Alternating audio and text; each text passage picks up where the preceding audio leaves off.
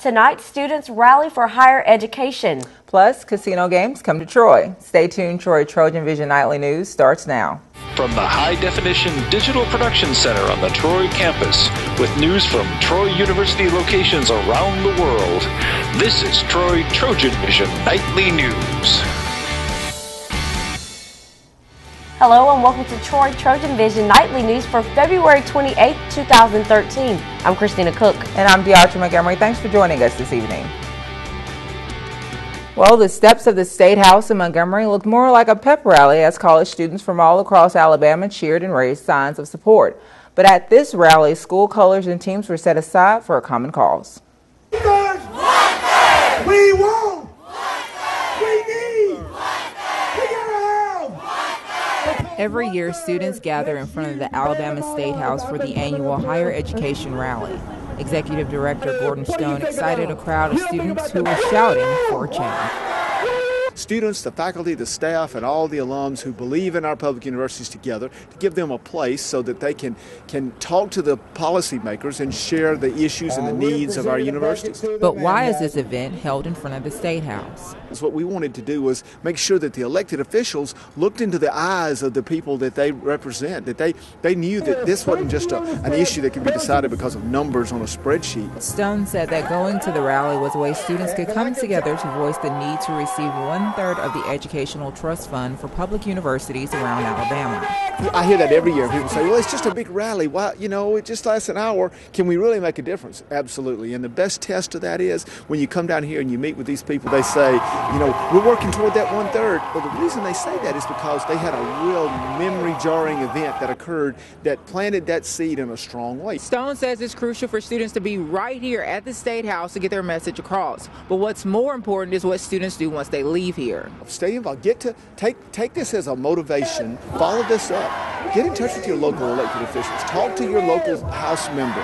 Share with them your desire to make sure that higher education gets one-third of the Education Trust Fund. That's the most equitable way to distribute the dollars. 16th year, the partnership has held the Higher Education Day Rally.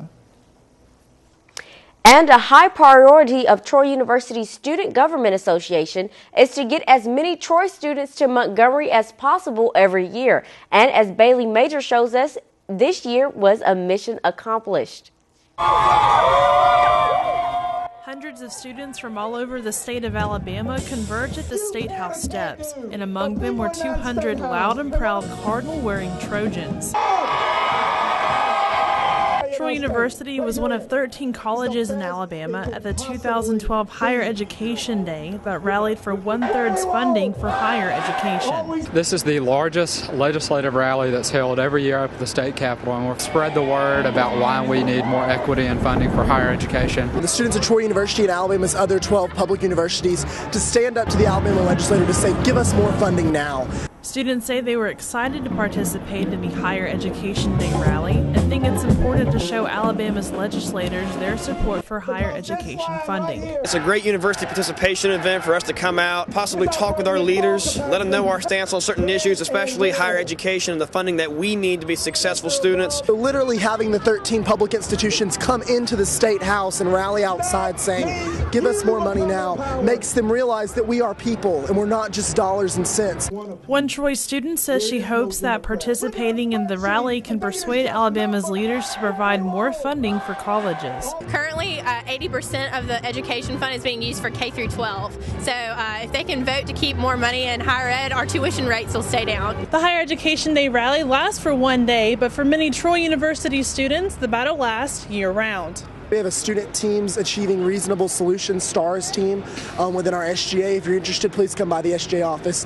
We'll start it back again in April, and that'll be for next year's Higher Ed Day. The partnership works all year long to get more funding, and we also have a retreat in the fall, and so this is just an ongoing process. Students say they were happy with the 2013 Higher Education Day rally and are looking forward to next year. Bailey Majors, Troy TrojanVision News. Around 200 students from both the Troy and Dothan campuses traveled to Montgomery for this year's rally. Well, Deatra, last night some students were able to make a gamble while having fun. That's true, Christina. And as Haley Grayhouse shows us, a little part of Las Vegas came to Troy.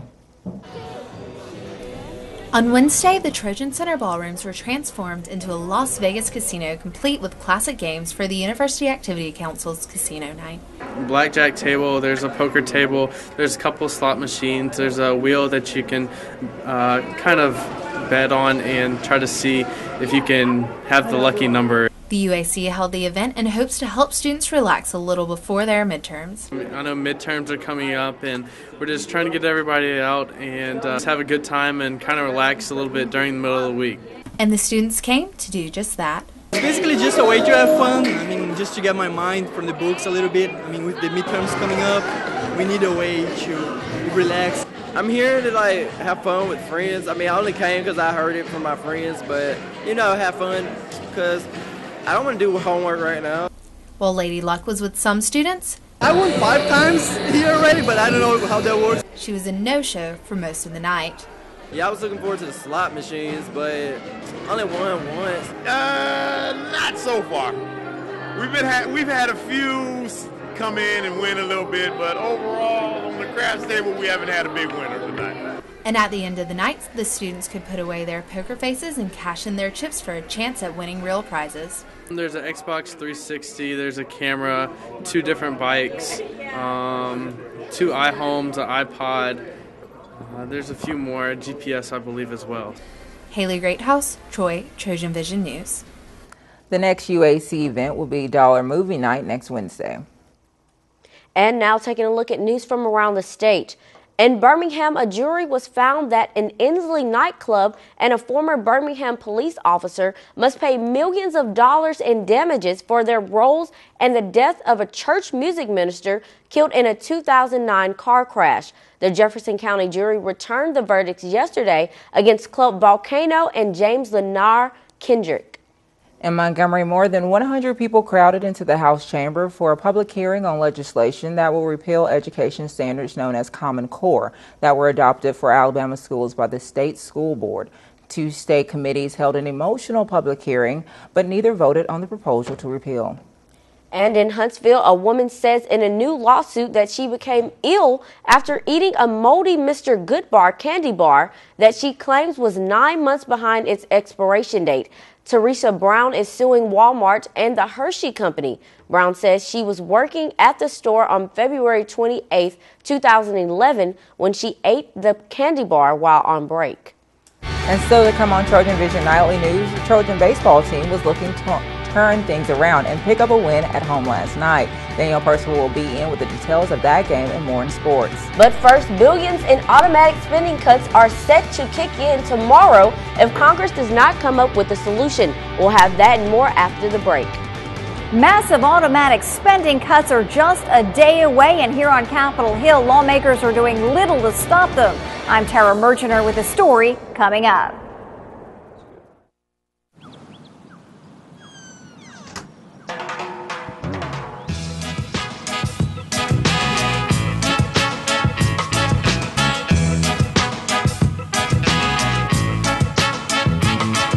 Hands can do incredible things. Now they can even help save a life with hands-only CPR. If you see an adult suddenly collapse, just call 911, then push hard and fast in the center of the chest until help arrives. Learn more at handsonlycpr.org.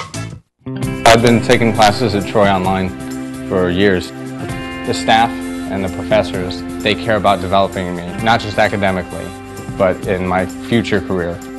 I feel that Troy is preparing me for my next mission.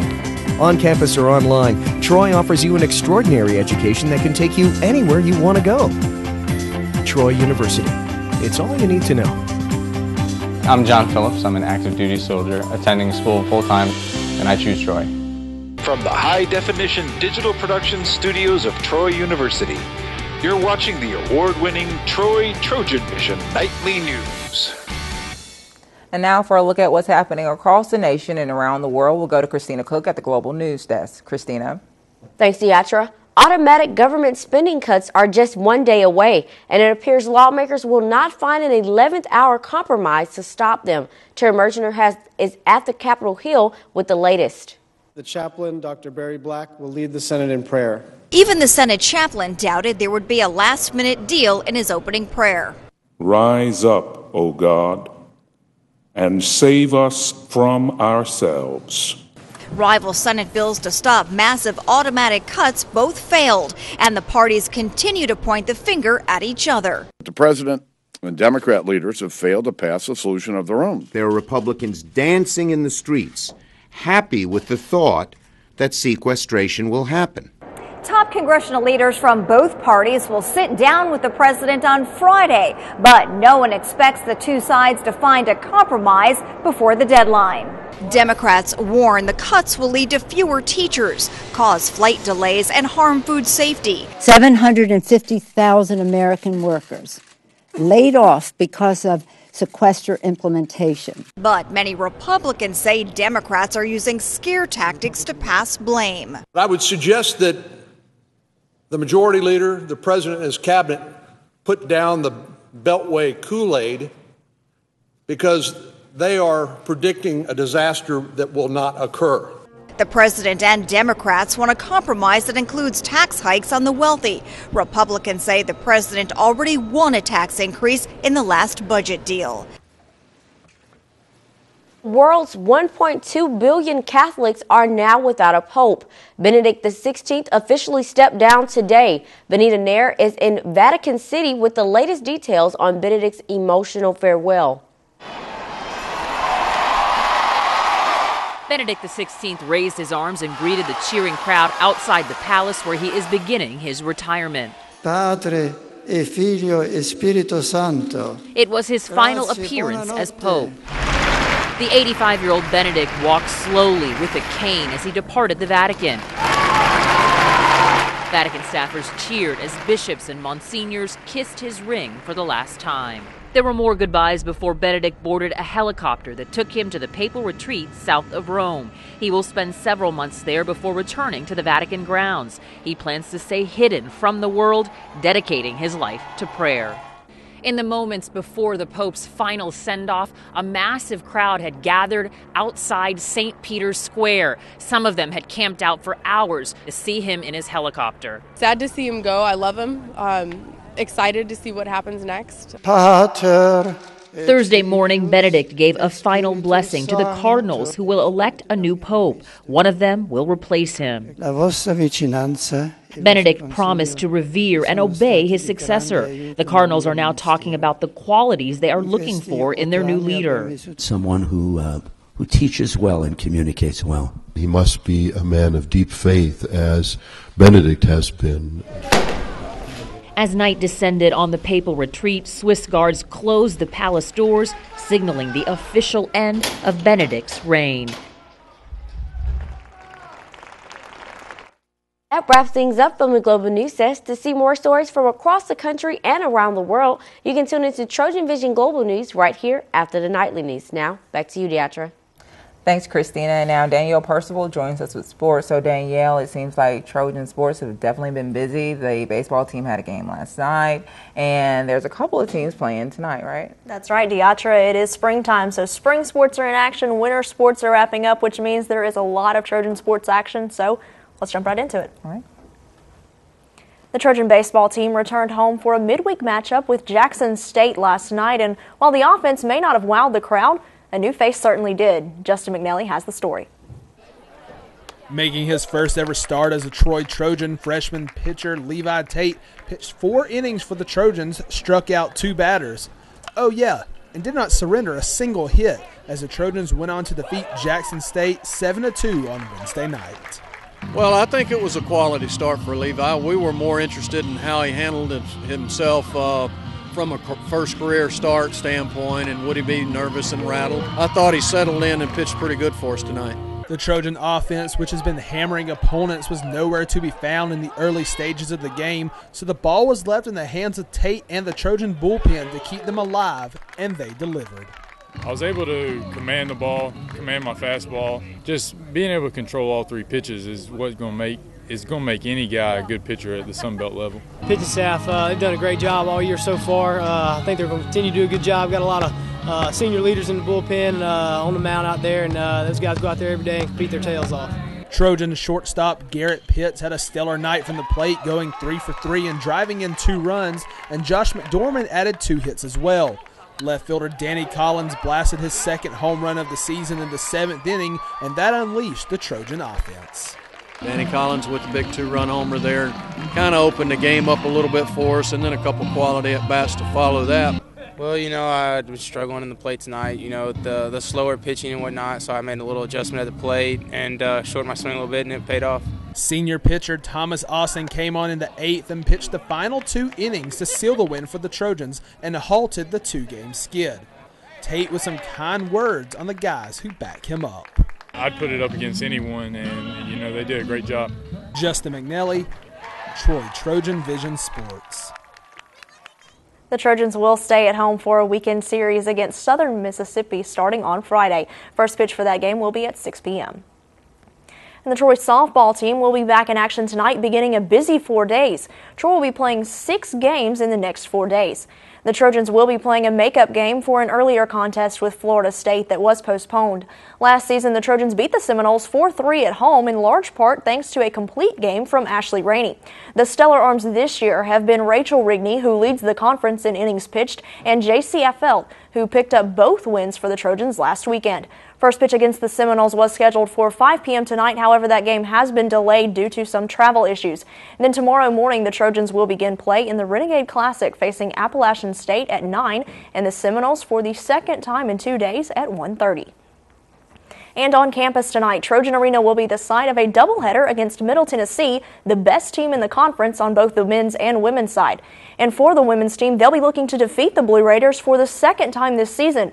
Earlier in the year, Troy won in Murfreesboro in overtime 74-70 for their first ever victory against the Blue Raiders. And because of that upset victory, head coach Shanda Rigby knows her team will have to play even better this time around. I believe we would have to have our best game of the year to beat them, and that's what we're expecting to do. But somebody used the phrase, you poked an angry bear. I mean, I'm sure they want some revenge for us kind of messing up their record. We played so well at their place. We had a good game plan. The girls executed it, and we'll have to do the same with with everything we've got in us to beat them again, and that's what we hope to do. Tip-off tonight was scheduled for 5:15, and that game is just getting underway. And in the second game of the doubleheader, it will be the men's team on the court against the 25-4 Blue Raiders. That's right, only 4 losses and only 1 in conference play. The Trojans are looking to snap a 3-game skid, but it'll have to be against the highest scoring team in the conference. And by the way, they also give up the fewest points in the league, too. Head coach Don Maestri knows his team has its work cut out for him. We're playing a great team, but every time you go out, you have a chance to win.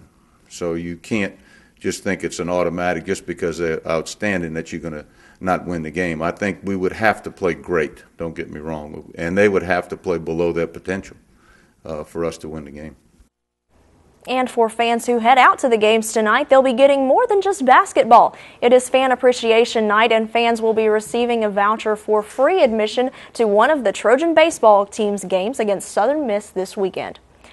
So Deatra, Christina, as if Trojan fans need any more motivation to head out to see the basketball games tonight, you get a little added incentive, be able to go see one of the baseball games this weekend for free. Exactly. It's so nice to see 2 teams of Troy University to come together and help and support one another. Well, that's right, Deatra. So best of luck to all the Trojan sports teams in action. So hopefully we can get some wins tonight. Exactly. Thank you so much, Danielle. Thanks, guys. Thanks, Danielle.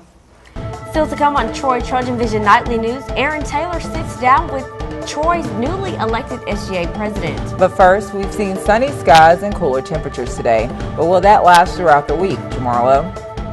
Well, Deatra, we will continue to see sunny and clear skies for the rest of the week, but I have more on that coming up next. We are America's swim team, united by goggle marks, dry skin, and webbed feet.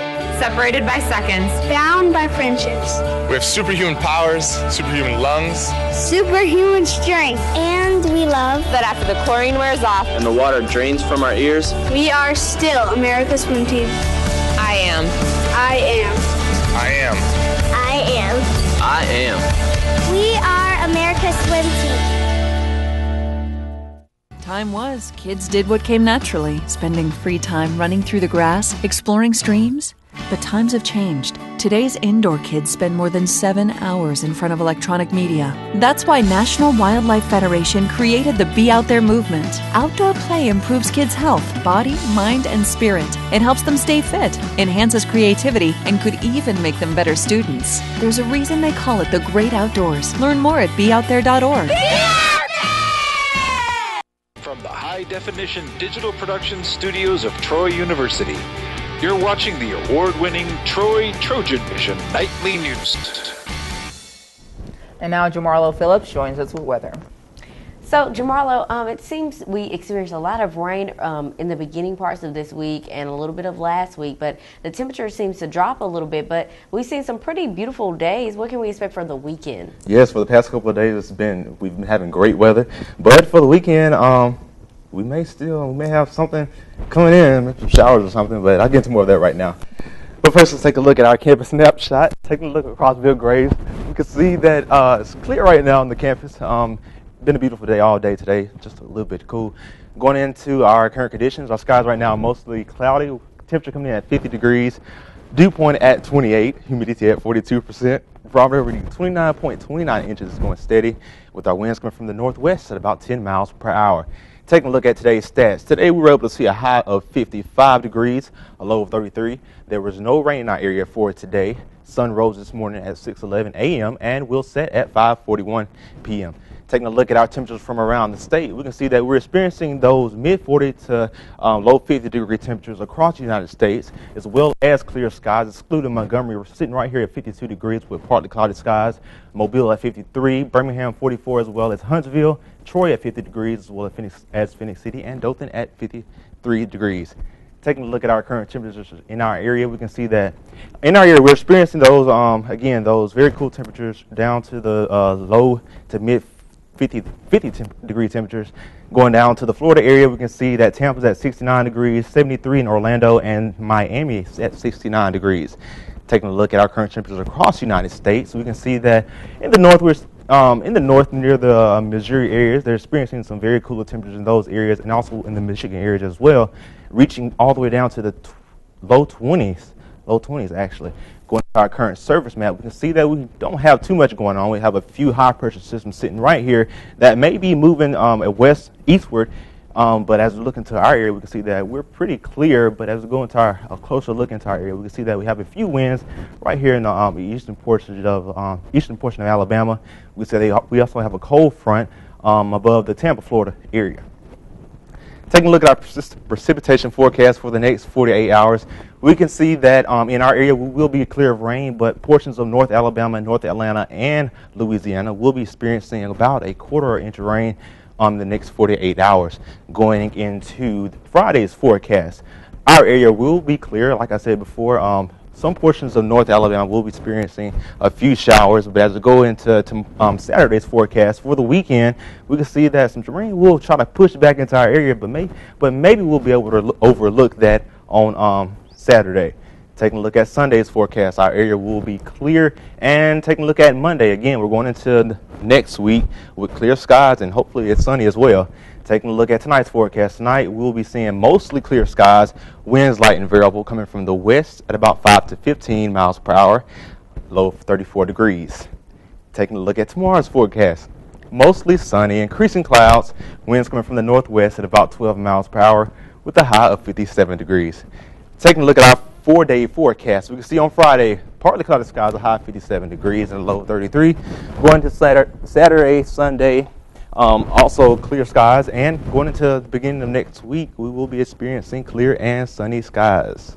Well, that sounds pretty wonderful. You know, it seems the temperature is going to be in the mid-50s, but I think everyone can deal with that. They're on a nice little light jacket, and beautiful days to experience. Right. Thanks so much, Jamarlo. Thank you.